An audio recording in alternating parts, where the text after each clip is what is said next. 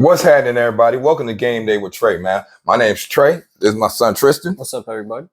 How's everybody doing today, man? I hope everybody's having a good Sunday. Hope last night everything cashed for you that you tried to hit on. All right. But speaking of last night, man, what exactly happened in LA? I mean, we just got done watching it and watching the highlights and going over the game again.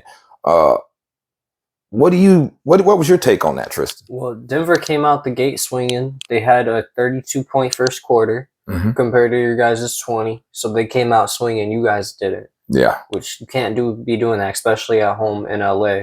In a series which you're already down game 2 in a dire game 3. You needed to win that game. And another thing that I saw in that first quarter was that we came out, all right, and we were doing the pick and roll that I was asking for last night, but we weren't doing that pick and roll with LeBron and AD. We were doing that pick and roll with everybody else except for LeBron and AD. And that kind of came back to bite us later on in the game. You know what I mean? So when you look at what happened in that first quarter, man, Jamal Murray came out there, hit the first 5 shots. I think he had in the first quarter 15 points. By the end of the half, he had 30 of those 37 points that he scored. You know, the type of player that Jamal Murray is and the growth that he has shown over these WCF finals, it's something like a coronation almost.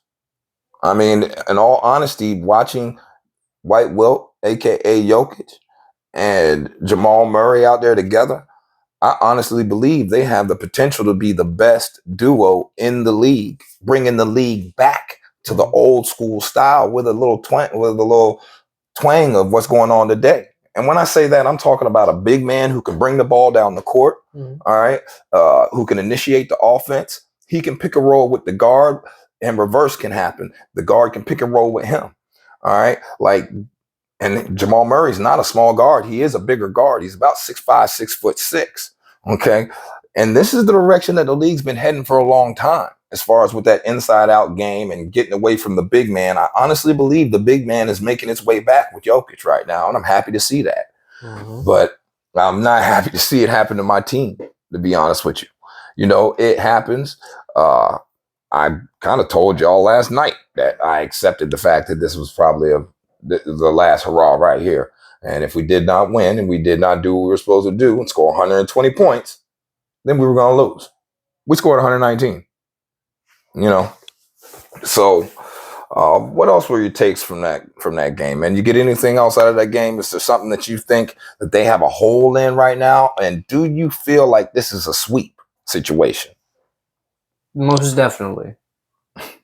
I feel like it is a sweep situation, but I feel like it's one that LeBron can't let happen. I feel like he possibly won't let happen, but really, it's not just up to him. He can have better games, obviously, because he is LeBron, but he's old. He's old. D'Angelo's not showing up. Austin Reeves is doing his thing. Austin Reeves is doing what he can do. AD's not doing bad. I mean, last night, AD did what EKG was going to do. He gave us 27 or 28 points, 18 rebounds or something like that. 28 points, 18 rebounds. 18 rebounds. 2 blocks on 61%. All right. You know, that's a decent game for AD, but that's the EKG that you expect. You're supposed to be the best player on the court or the second best player on the court. That's what we expected of you when we signed you here. So 28 points is not what we need. We need like somewhere around 40 points, 35 points. But the thing is that 28 is the best player on the court. That's the thing. For you guys, for us, for LA, yes. The best player on the court was Jamal Murray. Yeah, easily. You can't deny that. All right. And it's not just Jamal Murray. It comes back to the coaching. Mike Malone did, in a way, outcoach Darvin Ham. Just saying. Like that pick and roll that he kept using, that reminds me so much of how Utah used to do the pick and roll with Karl Malone and John Stockton, except now it's a two-way pick and roll, not just a one-way pick and roll. I mean, that opens up the game so much, and a lot of people might not understand that. But when you're 7'1", okay, and you're going around that pick, and your guard is the one picking, that means you're going to switch to the smaller guy. And your guard's going to roll off. Now, either he can roll towards the basket or he can flare back towards the three. But at the end of the day, he will have a speed advantage usually on that bigger guy. And he should have a shot advantage on that bigger guy. Vice versa for your center now that he's against that smaller guard.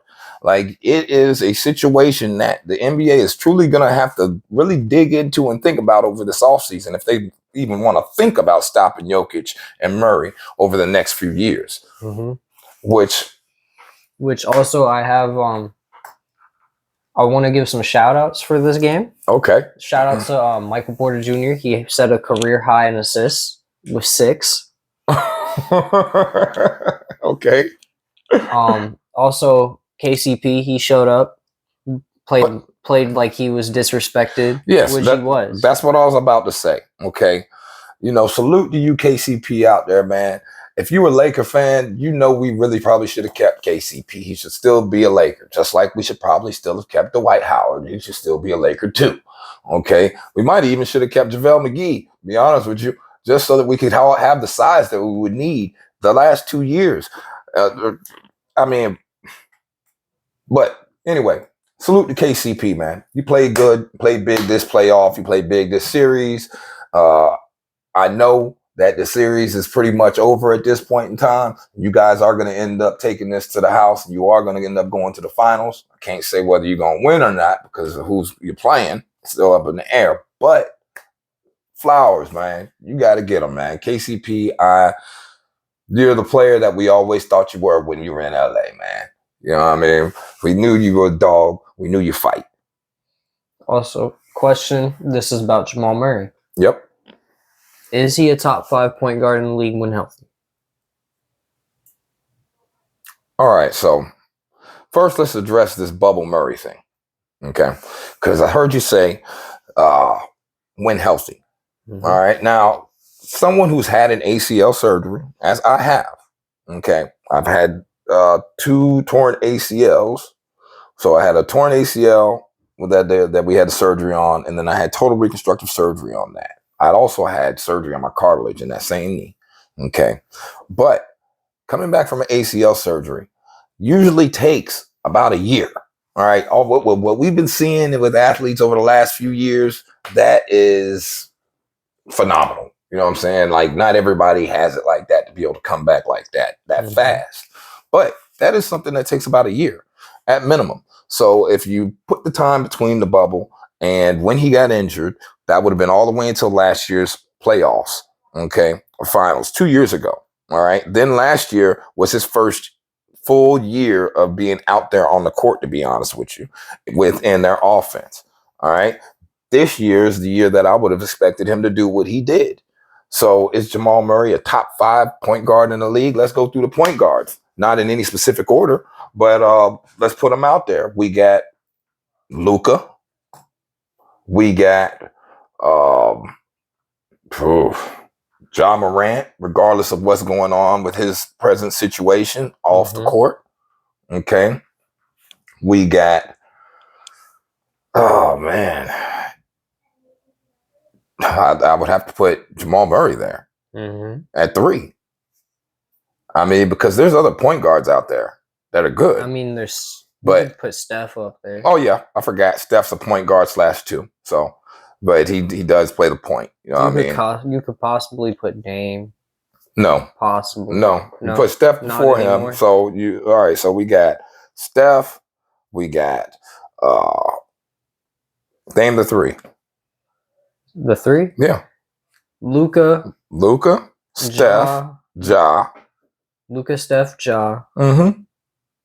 Who else? I'll put Jamal in 4. Yeah, okay. Because there's really nobody else you can put over him. You can't put Kyrie out there. He's not putting Kyrie. He's too inconsistent. Chris Paul is hurt too often. Not putting Trae Young. Not putting Trae Young. He's too inconsistent on leading the offense. Not putting James Harden. Not putting Jalen Brunson. Not putting Jalen Brunson. Not putting Donovan Mitchell, who plays the 1 and the 2, not putting. Me personally, I am. I mean, you're a Cleveland fan, No, or a Mitchell fan, yes. so you're gonna do that. But yeah, there's no other point guard that I would put over besides those 3. So yeah, I mean, and then you got Dame. Dame would be 5.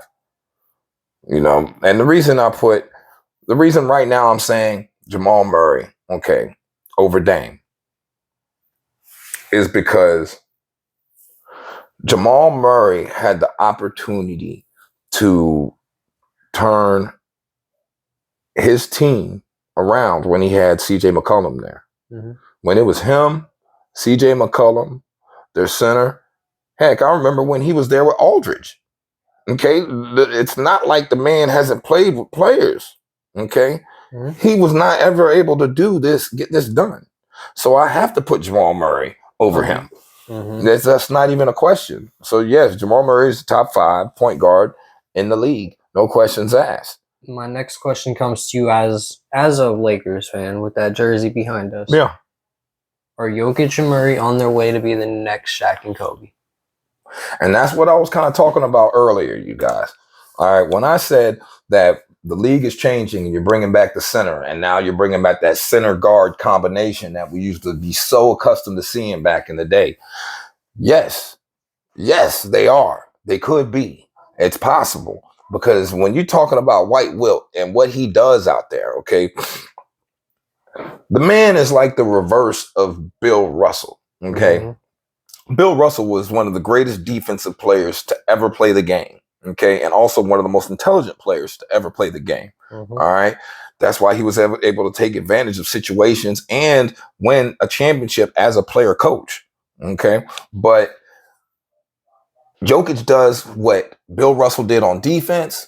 He does that on offense. That's why I compare him to Wilt, because Wilt did a lot on offense. Wilt was great on offense and defense, and he was athletic, and he did a lot. But he was not doing it against the caliber of athletes that they're playing against today. Okay. The reason I compare Wilt to Jokic is because the numbers that we're seeing. I've not seen these type of numbers from a center. Okay, since Wilt Chamberlain. Okay, centers don't very often put up a lot of points combined with rebounds and assists. Okay, they'll get a assist every now and again. Like they'll get 7 assists a game. You'll find a center that can average that. That's a great center. If he gets 7 to 8 assists a game, maybe 6. All right, Jokic is literally averaging triple doubles out here in regular seasons. Okay, Jokic is a 2-time MVP, probably should have been the 3rd-time MVP this year, man, because then right now you're honestly seeing that he is a better big man than Joel Embiid. No shade on Joel Embiid, but Jokic did this without Jamal Murray. Okay, when Jamal Murray was gone, Jokic still led his team, okay, to the playoffs and still led his team like to the next second round. He didn't just go out in the first round, if I remember correctly. He always make it past the first round a little bit. So at the end of the day, man, you never see Jokic not go get the ball. Okay? If Jokic feels like it's time to take over the game and to put the ball in his hands, Jokic will go get that ball and he will run the offense. Okay? Joel Embiid failed to do that this postseason, and it was apparent that he's not at that level yet. Okay, so yeah, that combo's coming back. You see, you're seeing a lot more positionless basketball anyway. Okay, and to be completely transparent, all right, when Shaq was out there with Kobe, all right, Shaq would go back down in the post and go try to get the ball from Kobe. There was times where Shaq would come up there and to the top to the key and come try to get the ball from Kobe, okay? Trying to initiate the offense on his own. Now, in that triangle offense, you can put it several different directions, all right? It can be with your the top of the triangle being basically with your man down in the post, and then you got your 2 wings, but you can also invert it. And then it's just like so many different angles you can touch on when you're hitting that triangle offense and you're running it smoothly like the Lakers were, emulating what the Bulls did back in the 90s with Phil. But Yes, you're going to see a lot of that. You're going to see a lot more motion offenses like you're seeing right now. You're noticing that that really the offense that Denver runs is the same kind of offense that the Warriors ran way back when Chris Webber was with the Warriors with Ronnie Cycli and Latrell Sprewell and Tim Hardaway. Okay, they ran like it was it's like a high post type offense where the center or the power forward initiates the offense from right there at the free throw line or between the free throw line and the 3-point line. That offense, that was the first time I saw that offense when I was growing up. So that might not be the first time that offense was ran or anything like that. But when I was growing up, that's what I've put that offense with. Yep. You know what I mean? So you're going to see a lot of stuff from back in the day with a little bit more tweak on it come through. I'm telling you, the league is about to change. And if Wembanyama can put some weight on, okay, then you're going to see a lot of different things, okay, because he's not the first and he won't be the last. The NBA is spreading, and it's going to continue to spread like wildfire. Yep. I have to agree with all of it. Yeah. All right, so now before we go on, okay, off from the Lakers and Nuggets game, one more thing. It's regarding the Lakers, and I want your opinion as a Laker fan. So last night, from LakersDaily.com, they said at least one team is expected to outbid Lakers on Austin Reeves in free agency.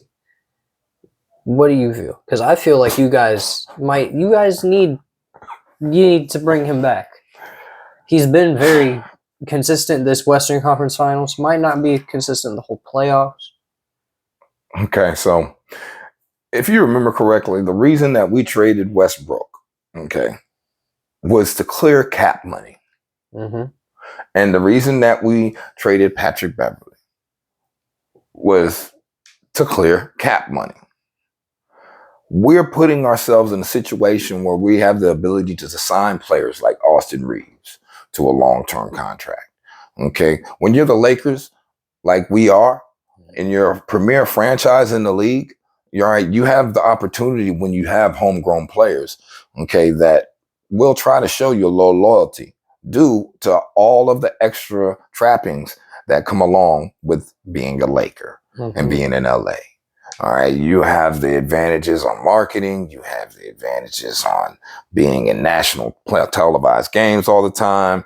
Like, there's a lot of good things that come along with being a Laker. You play doing some commercials, movies, whatever you want to do. Yep. All right, if you want to grow your brand, which is what you are as an individual once you get out here like that, then yeah, LA is where you should be at. You know, so no, you're not leaving. I don't care who. Like, you have to. Now you throw a boatload of money at him. You're talking about $20 million a year. You give him that type of money, and yes, he's gone. You give him $30 million a year. I'm sorry, because it's changed. You give him about $30 million a year, it's gone. He's like, they're not going to match that. There's teams in the league that are like that, though, that will give a player like him that type of money. I know. The Knicks gave Jalen Brunson that kind of money. Jalen Brunson is a consistent scorer, okay, that averaged 20 plus points a game throughout a season. Prior to this, Austin Reeves has never done that. Okay, he did it one time. 20 points in a season. I'm talking about Jalen Brunson. Yeah, one time. One time. Yeah, but a season is 82 games. That is a lot of times to be able to go out there and show that you can score in the NBA. You got to be able to consistently show this. I love what he's doing. I love the defense. Like, I love the grittiness. He reminds me of what we need on our team. He's part of a youth movement, you know, but at the end of the day, man, come on. I don't think he's coming back. $30 million? $30 million. I'm not saying that much. I just don't think he's coming back. I don't think. So where is he going? Name some landing spots that you think Austin Reeves could slide in and start right now. The Heat. Hold on. What are you going to put him at the point? What position are you going to put him at? The 2? You're going to start Austin Reeves over Max Strus and Caleb Martin, who have already been starting for your team and coming out and showing with it, improving. You're going to disrupt the culture that you have there, because that's not what Miami does. They'll bring in a great player. They're not going to bring in a good player. I mean, Caleb Martin and Max Strus, they're both going to have to go to the bench when Tyler Hero comes back. Is Tyler Hero even going to still be there if they don't trade for Dame? Yeah. Like, so what are they trading for Dame? You understand that Tyler Hero would have to be part of that deal. If Dame, I don't see them trading for Dame. So why? What other moves do you think that Austin Reeves is a championship move for Miami at this current state that they're in right now? I see Miami going out and making moves in free agency. Big moves. Big boy moves. No, big boy moves. I see them making little moves. Little moves. Little moves. Do you know who you're talking about? Miami Heat. Exactly. You don't think anybody's going to want to come down there and come and play with Jimmy Buckets now? The last big move that they made was Kyle Lowry. No, that's not a big move. The last big move they made was Jimmy Buckets. No. Yes. Coming from Philly. And how long ago was that now? And he's been in, what, 4 years? 4 years. No, 4 years now. Nobody's wanted to come down here since then. Yeah, because look, nothing. Jimmy Buckets hasn't still done what could be done. And look, let's be honest about this. Who would you want to have come down to join the Heat culture? You don't want Kyrie. He doesn't fit the culture. You don't want. That they tried to do that. You can't bring James Harden. He doesn't fit the culture. Like, the players are afraid to go play with Jimmy Butler because of the standard that he will hold them to and hold them accountable for. So exactly why would they want to come down now? Because they want to chip, man. You got players that want rings, and the players I just named are not players that I would say would go down to Miami. All right, you got a younger generation of players that will be coming out in free agency, which we will cover in a soon, very, very soon, all right, episode. All right, to talk about a little bit what's happening this summer, upcoming in free agency, along with the draft. But yeah, okay, Miami's a possibility, but I'm just not seeing that. I don't see Austin Reeves getting re-signed by LA. I see LA trying to make big moves. Yeah, we're definitely going to try to make big moves. And letting him go. You got to keep some core. I think we're going to try to keep Rui. I think we're going to try to keep him. I think we're going to get rid of D'Angelo. I think you keep Rui, but you get rid of Austin Reeves and D'Angelo, and you try to make big moves with that money that you clear up from them. Nope, because we're going to get rid of AD too. I still don't think you re-sign Austin Reeves. And I also think if you make big moves, you end up keeping AD. I feel because those big moves are going to include Kyrie. That's not a okay. That's the big. The Kyrie move is not a big move. That is a move for stability. Okay, that's a stability move. No, big moves are bringing in young talent. Okay, that is ascending. That is great. Who are you going to bring in? Zion right now. You can bring his behind in. Okay. New Orleans don't want Anthony Davis back. No, I'm not saying you trade the three-way trade AD somewhere else. You bring in Zion Williamson. They're not trading Zion. Zion wants to leave. Okay, that's a Zion problem. He was the there's more than just Zion out there. You also could go get Dame. You also could go get. There's a lot of we could try to sign whatchamacallit right now. You're getting Kyrie. You're not. No reason for Dame. You're getting Kyrie. It's guaranteed unless he goes back to Dallas, and he's not going back to Dallas. Exactly. So not going back to Dallas. You're getting Kyrie. All right. So, with all that being said, man, okay, we know what the Lakers did last night. The series is over. We all know this is over. Gentlemen's sweep time. I think y'all rebuild. It's time to rebuild. I think that the saddest part is you have to rebuild around old man LeBron. He's old. He is old, but he's better than 90% of the players in the league. But I would prefer build around a young player. You're not building around LeBron.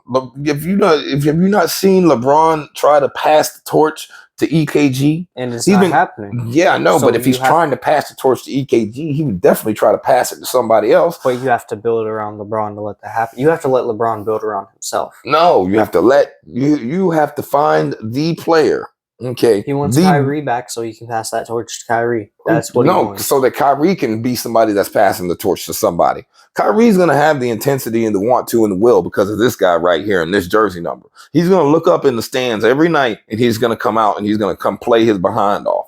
I can pretty much mark my word on that. Okay. He has that much respect for that dude right there. So we all know what's going to happen once Kyrie is out here.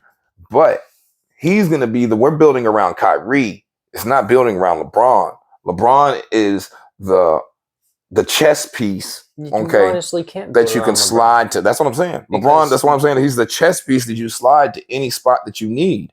Okay, whether you need somebody to control the ball or whether you need somebody to be a deflection, pretty much. Honestly, I hate to say, I feel like soon the Lakers are going to be in the same place they were when Kobe, after Powell left and everything, like 2016. I feel like the Lakers are soon to be in that era again. No offense, but it's because once LeBron's son enters that draft, LeBron is gone. He's gone. That's why we're getting other players right now. But you got to hope those other players turn out, and Kyrie's getting old. Do you honestly feel like LeBron's son is good enough to be coming out in 1 year? No. He's not, and he's not going to. LeBron's not going to force his son. But I also feel like LeBron's finally starting to decline. Yeah, he is. But his decline is not a rapid decline. His decline is not a 15-point a game decline. But it's not a 19-point decline. No, that's why I'm saying I don't see another championship. That's why I'm saying he is the chess piece that you move around. I'm not saying LeBron's going to get another ring, okay? But post LeBron, the Lakers will still exist. We will still be the Lake Show.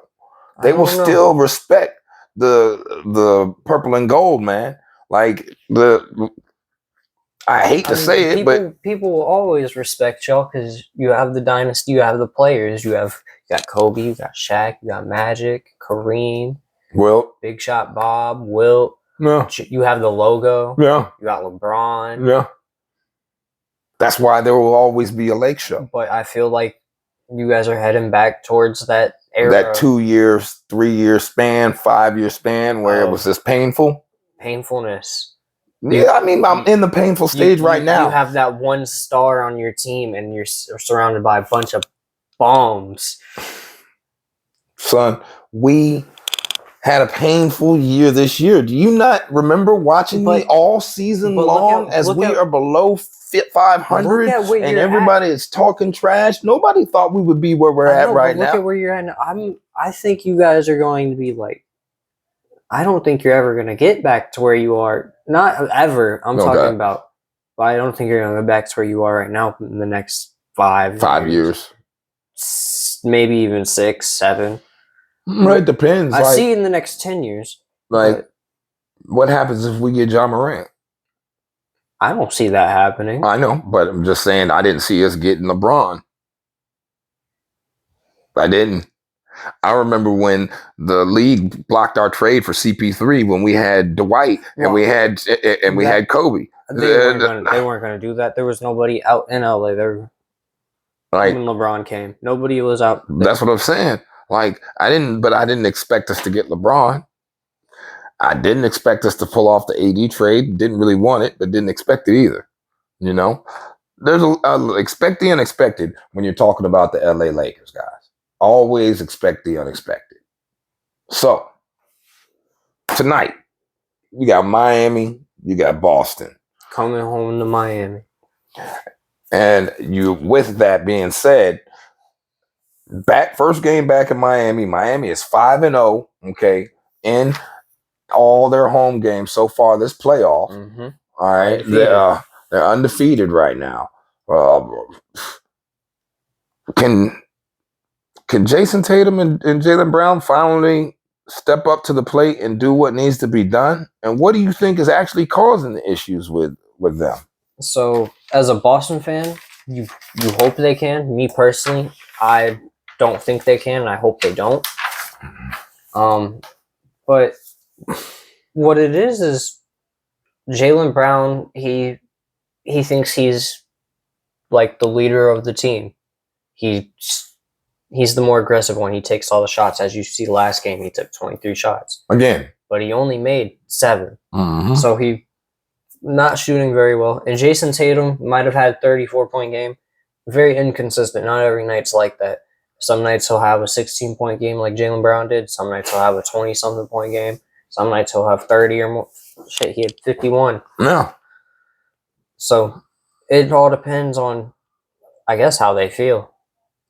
But is their feeling strong enough to be able to overtake the Bam Adebayo and Jimmy Butler combination? I mean, when you look at the stats right now for the series, Brown is averaging 19 points a game, 4 turnovers, 6.5 rebounds, 4 assists. He's shooting 38.6% from the field on 15.4% from 3. While Tatum is averaging 32 points a game, 4.5 turnovers a game.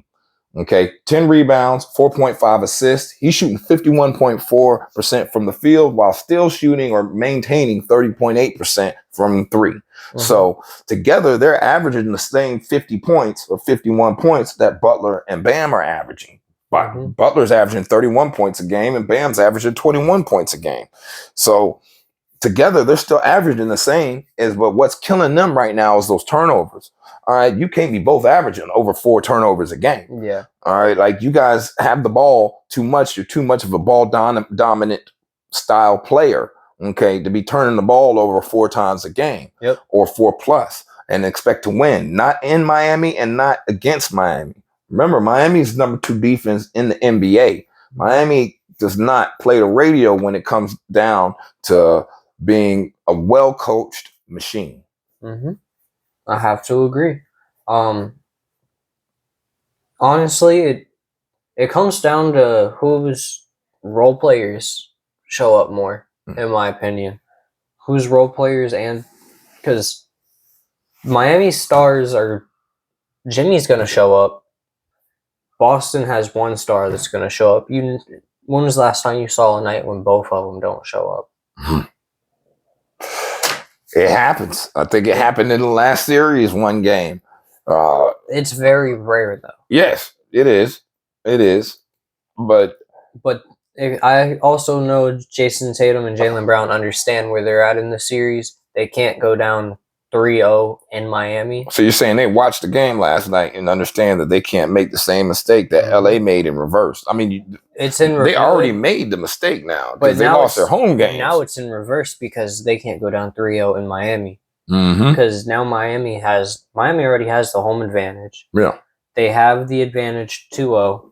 They are undefeated in the playoffs at home. Yeah. Yes, they're not favorites still in the series, which blows my mind. Yeah, well, I mean, look at it. Vegas has got Miami getting points right now from Boston. Vegas right now, the line is between 3 and 4 points, depending on who you're looking at. So that means that's Vegas disrespecting them. Which I don't understand. I don't understand how Miami is still the underdog in the series. And on the game tonight, they're the underdog. It blows my mind. You're up 2-0. You are undefeated at home in the playoffs. You're at home now. I don't think Boston's going to win this game tonight in Miami. Neither do I. Matter of fact, I'm pretty much saying Boston's not going to win this game. I'm telling you, take the points tonight and try to take the over if possible. You know, I know Miami's going to come out and play D, but I also know Boston's going to try to push it. And I'm telling you, this is not a game that the stadium down in Miami is going to be able to contain itself for. Yeah, they show up late to the games down there. All right, it's gonna be another game where they come back though. I say it's gonna be a very close game. It's gonna be another comeback game. It will have to be a comeback game because Jason Tatum and Jaylen Brown are going to come out to kill tonight. All right, they're coming out full bore, running gun. They are going to try to take off on Miami, literally. So Miami is going to have to withstand that run and then counterpunch. That's what tonight will be, is the counterpunch. Now, every game so far in this series, Miami has had a good counterpunch for him. Spoelstra has outcoached Missoula back to back so far. Will it happen 3 times? I believe so. I definitely think so. Honestly, I don't think it's hard to outcoach the Boston Celtics head coach. When your players themselves, speaking about Marcus Smart, comes out and say your offense is random, it's not good, but it speaks on you as a coach. Yeah. Yeah, it definitely does. So I think after this playoff series, I think Boston should be in the hunt for another coach after this season again. One and done. Mm-hmm. One and done. One and done. Can't be running a random offense in the playoffs, thinking that you're going to actually make it somewhere. Especially Western Conference Finals. Understandable. All right. Well, that's it, you guys. I hope you guys enjoyed the show. Please like and subscribe, and we will catch you later. See ya.